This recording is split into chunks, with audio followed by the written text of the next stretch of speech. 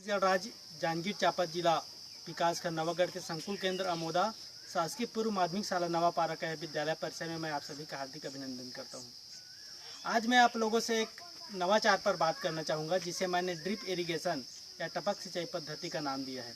आप और हम सभी जानते हैं, सरकारी विद्यालयों में हमारे द्वारा जो पौधारोपण किया जाता है ये आगे चलकर दम तोड़ देते हैं, क्योंकि पर्याप्त सिंचाई का साधन हम उपलब्ध नहीं करा पाते, या अवकाश के दिनों में जब पौधों को पानी नहीं मिलता तो ये सूख कर मर जाते हैं। इसके लिए मैंने यह नवाचार अपनाया है। अपने विद्यालय के सारे पौधों पर इस तरह की गतिविधि मैंने करी और उसके सकारात्मक परिणाम मुझे मिल रहे हैं। मैं इस नवाचार पर आप लोगों से बात करूंगा और आग्रह भी करूंगा कि आप इसे अपने विद्यालय में ज़रूर लागू करें और पौधों को जीवन दान दें। इसके लिए मैं आप लोगों से यह बात करना चाहूँगा कि किस तरह से मैंने इसे प्रयोग में लाया।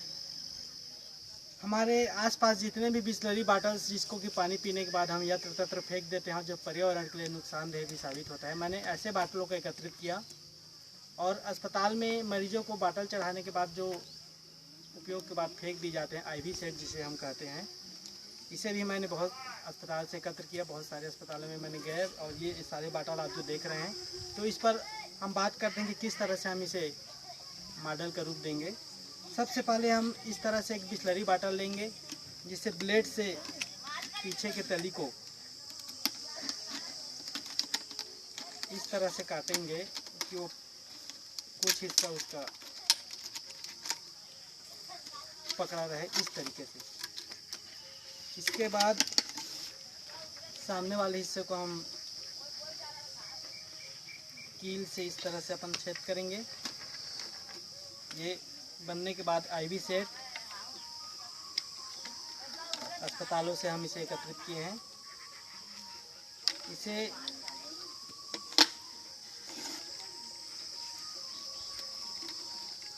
हम इस बाटल पर इस तरह से हम ड्रिप इरिगेशन का मॉडल हम बनाएंगे। आप देख पा रहे हैं कि इस नवाचारी पद्धति के लिए, इस मॉडल के लिए हमने कोई भी पैसे या रुपए खर्च नहीं किए, अपने पर्यावरण से इसे आसपास से एकत्रित किए।